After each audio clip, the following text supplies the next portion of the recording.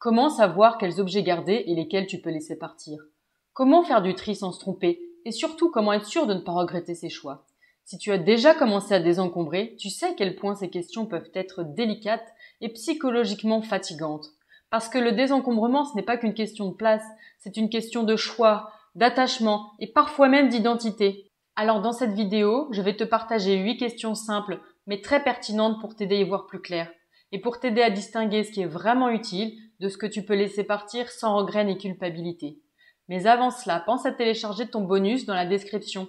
C'est un guide gratuit qui te permettra de désencombrer ton habitation sans t'éparpiller et sans te fatiguer. C'est bon, c'est fait, alors c'est parti pour les questions. La première question, c'est: as-tu utilisé cet objet au cours des 12 derniers mois? 12 mois, 1 an, 52 semaines, 365 jours, ça en fait des occasions d'utiliser un objet. Même tes objets saisonniers comme ton pull de Noël, ton appareil à raclette, ton blender spécial smoothie ou ta bouée taille XXL en forme de pastèque devraient avoir vu la lumière du jour au moins une fois. Alors si tous ces trucs n'ont pas bougé depuis le premier mandat de Macron, demande-toi pourquoi. Est-ce qu'ils sont trop moches, trop compliqués à utiliser ou tout simplement plus adaptés à ton style de vie actuel? Quelle que soit la raison, si tu n'as pas utilisé cet objet depuis tout ce temps, il y a de fortes chances que tu ne l'utilises plus jamais. Ma deuxième question est: que ferais-tu si tu n'avais plus cet objet?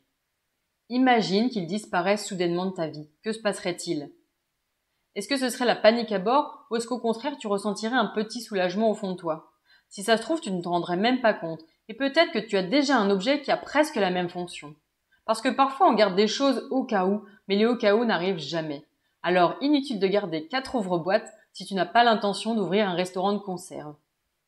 J'ai un petit exercice pour toi. Ferme les yeux et visualise ta vie sans cet objet. Si tu te sens toujours serein et apaisé, alors tu peux t'en débarrasser. Ma troisième question est: est-ce que tu gardes cet objet par peur de gaspiller ton argent?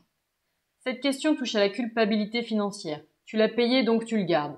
Mais l'argent est déjà dépensé et conserver des objets inutiles ne te rendra pas tes sous. C'est comme garder tes tickets de caisse en espérant qu'ils se transforment en bitcoin, ça n'arrivera pas. Pire, ils te volent ton espace. Et chez moi, en Île-de-France, le prix de l'immobilier est de 5 000 € du mètre carré.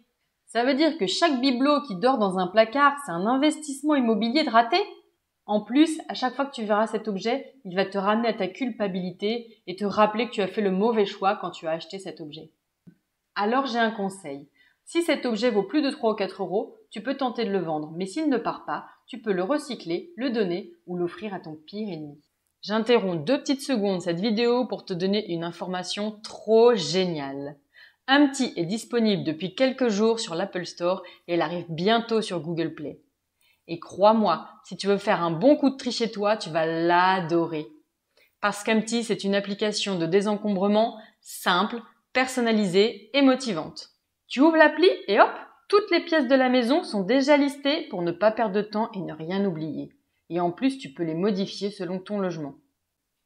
Le cœur d'Humpty, c'est aussi un questionnaire hyper intuitif qui t'aide à trier tes objets. Pas de jugement, juste des questions simples et pertinentes pour t'aider à discerner ce que tu peux garder de ce que tu peux éliminer sans regret ni culpabilité. En plus, à chaque session, tu vois ton avancée sur un tableau de bord super motivant en fonction des objectifs que tu t'es fixés. Franchement, voir la barre progresser, ça donne envie de continuer. Et pour ne pas perdre le fil, notification personnalisée et tu avances sans te sentir submergé. Et il y a un petit truc que j'adore, l'appli te donne les zones à surveiller. Tu sais, ces coins où le bazar revient toujours, Humpty te les signale pour intervenir au bon moment. Alors c'est le moment idéal de tester Humpty. Tu peux la télécharger, l'essayer et commencer à libérer tes espaces et ton esprit dès maintenant. Ma quatrième question, c'est: est-ce que tu prévois d'utiliser cet objet dans les prochains mois? Pas un jour peut-être, mais bientôt, dans les prochaines semaines par exemple. Si la réponse est non, c'est que cet objet n'est pas si indispensable. Et d'ailleurs, j'aime bien utiliser cette question pour trier mon dressing. Si je garde un vêtement que je n'ai pas envie de mettre demain ou après-demain, c'est que je n'aurai certainement plus jamais l'envie. Donc fixe-toi une date plus ou moins proche. Et si ce truc n'a pas bougé avant cette date, c'est qu'il peut définitivement bouger vers la sortie. La question numéro 5 est: rachèterais-tu cet objet aujourd'hui? Imagine que tu sois dans un magasin face à cet objet. Est-ce que tu le rachèterais là, maintenant, tout de suite, avec tes goûts actuels et ton mode de vie actuel? Si la réponse est non, c'est que cet objet appartient au passé. Comme ce presse-agrumes rose fluo en forme de flamant rose que tu as acheté sur un coup de tête, ou cette bouilloire qui chante l'hymne national à chaque ébullition, c'est un peu gênant, non? Alors tes goûts ont changé, tu as évolué, et c'est ok de te débarrasser de ce qui ne te correspond plus. La question numéro 6 est: gardes-tu des objets cassés à réparer plus tard? Le pays du plus tard, tu connais? Ce pays merveilleux, où on a tous une résidence secondaire, où on devient miraculeusement des bricoleurs de génie avec un maximum de temps libre. Franchement, si je t'offre 2 heures de temps libre, là, tout de suite, tu t'empresserais d'aller réparer tes vieux machins? À mon avis, si ton aspirateur est cassé depuis 6 mois, soit tu l'as déjà remplacé par un balai, soit tu n'en feras rien du tout. Alors fixe-toi une date limite. Et si cet objet n'est pas réparé d'ici là, il sort. Parce que tes objets cassés n'ont aucune raison de squatter tes précieux mètres carrés. La question numéro 7 est: gardes-tu cet objet pour sa valeur sentimentale?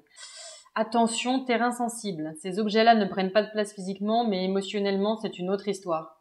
Ce collier en coquillage offert par ta nièce, ces places de concert d'un groupe que tu n'écoutes plus, ou les lettres de ton amoureux du collège. Oui, tous ces objets sont des morceaux de ton histoire, mais non, tu n'as pas besoin de tous les conserver. Mon astuce est de ne conserver que les plus précieux, ceux qui te font vraiment chaud au cœur ou que tu as envie de transmettre. Tu peux les ranger dans une jolie boîte, et les autres, tu peux simplement les prendre en photo et t'en débarrasser. Comme ça, ils n'encombreront pas ton espace et ils ne grignoteront pas ta déco. La dernière question, c'est: est-ce que tu te sens libre de garder cet objet? Est-ce que tu gardes cette horreur en céramique simplement pour ne pas vexer tata Josiane? Si la réponse est oui, sache que ta maison n'est pas un musée de la culpabilité. Et ce n'est pas parce que tu aimes quelqu'un que tu es obligé de tout conserver provenant de cette personne. Tu peux simplement garder les choses qui te font vraiment plaisir et qui te rendent vraiment heureux, parce que c'est ton espace et tu mérites d'y respirer librement. Et si tu hésites encore, tu peux montrer cet objet à un ami de confiance. Et si tu vois qu'il grimace, c'est que tu as son feu vert pour t'en débarrasser. Alors tu vois, trier, c'est pas juste ranger, c'est un véritable acte de libération. Parce que chaque objet dont tu te sépares, c'est une peur, une culpabilité et un attachement émotionnel que tu laisses derrière toi. N'oublie pas que chaque objet en moins, c'est de l'espace en plus dans tes placards et dans ta tête. Alors commence petit, mais commence maintenant. Un tiroir, un meuble, une étagère, une boîte. Et surtout, n'oublie pas, ce que tu gardes doit soit te servir, soit te faire sourire. Et le reste, ciao. Si cette vidéo t'a plu, si mes questions t'ont aidé, n'oublie pas de liker et de t'abonner à ma chaîne. Et avant de partir, n'oublie pas de télécharger gratuitement ton bonus dans la description. Il t'apportera la méthode et des outils pour désencombrer ton habitation. À très vite!